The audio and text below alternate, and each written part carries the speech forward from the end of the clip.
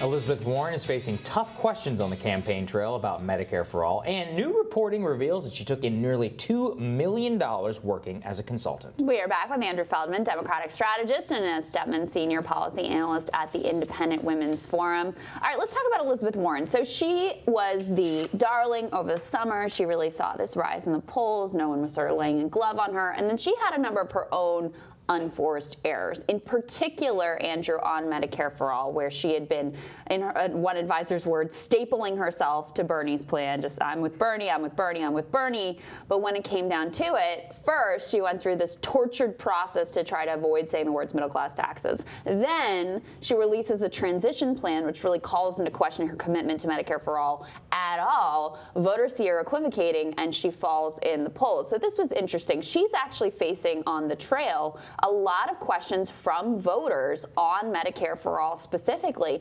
Clearly, they've been paying attention to this conversation. It's raised a lot of alarms for them, and they're raising it with her on the trail.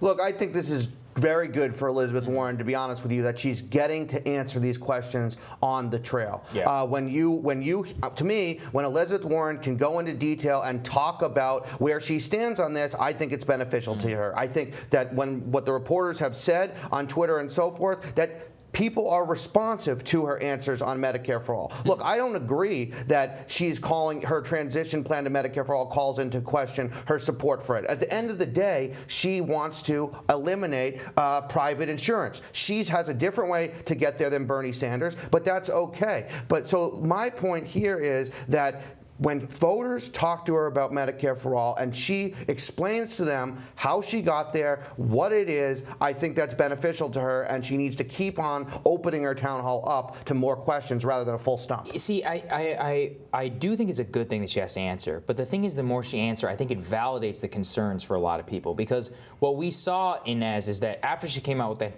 transition plan, dropped completely, right? I mean, what, almost 10 points, 6 to 10 points in the polls, depending on the state and the national level. However, what a lot of this comes down to is about feasibility and commitment, and it just seems, and I've said this here before, her staff literally told the Washington Post ahead of the Medicare for All release plan, we didn't realize that we would need a plan.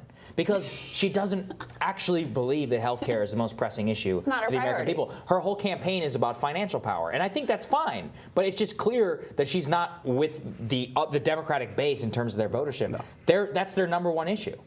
I do think that it's their number one issue. It's also a really high priority for all Americans. Now, they don't agree, again, on how to fix it, but it's something that, is frustrating to see, for example, impeachment take up months, and watching these hearings, about Ukrainian oligarchs and whatever, when there are serious issues in front of the American electorate, like healthcare. Now, with Elizabeth Warren, I think her biggest problem is authenticity, right? Yeah. So it's not so much, to my mind, it's not so much that she has a different plan, but the fact that she has had different plans and presented them in different ways at different times. Exactly.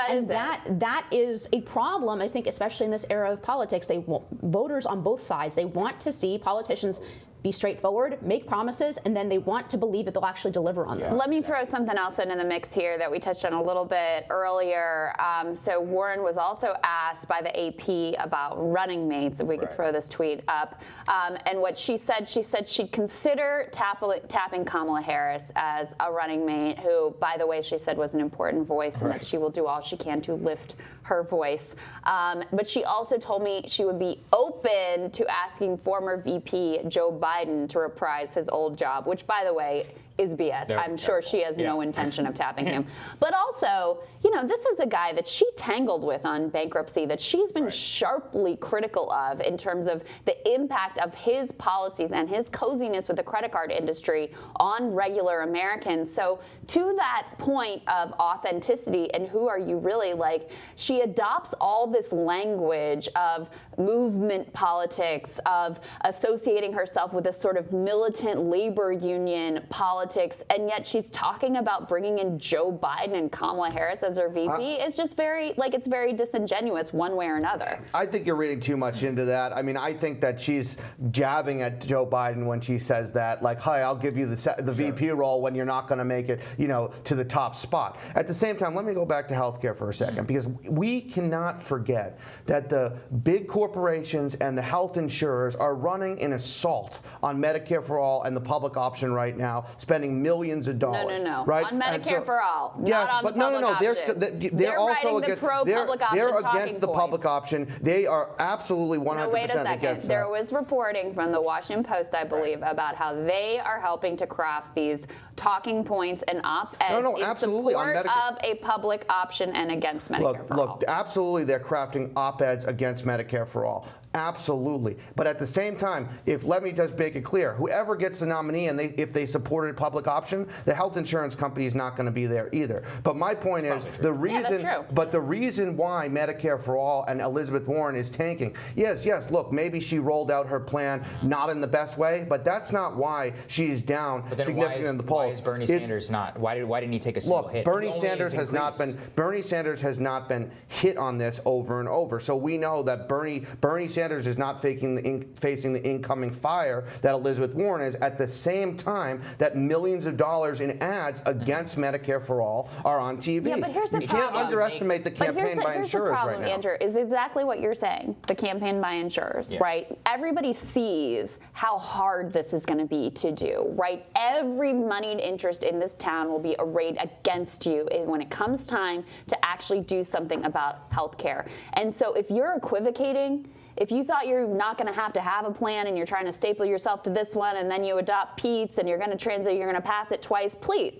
It's not going to happen. And that's the problem, is the equivocation demonstrates a lack of seriousness and commitment to the number one policy that Democratic voters care about. Look, I mean, I already gave my opinion on her authenticity problem, and I think that is the heart of the problem with Elizabeth Warren. But the landscape of this race is starting to look a lot more like 2012, right? Where everybody sort of bubbles to the top, everybody gets their chance at taking the first place spot, and then there's incoming on whatever issue, right? On Elizabeth Warren's plans, it is on healthcare, but it's also, I think, on her general authenticity and the fact that she wouldn't talk about raising the taxes. I think those attacks are harder on Bernie because, to the point that you were making, I mean, how is that going to hurt Bernie? Everybody knows where Bernie stands. He's been in the same place. Yeah. It's consistency that matters, and I think that is the biggest problem with Elizabeth Warren. But I think you're going to see every other candidate take some version of this. The press is not really remote, but the 2012 on the Republican side was just like this, a raucous primary. Newt was, rising in South Carolina. It went on for a long time, but at the same time, there are a lot of lessons to be learned there. Everybody got their time. They got to float up and down. There were a lot of debates. One of the reasons that Romney did so well against Obama is because he did like 19 debates in that election. But what we learned from that is that the base was generally with Romney the entire time.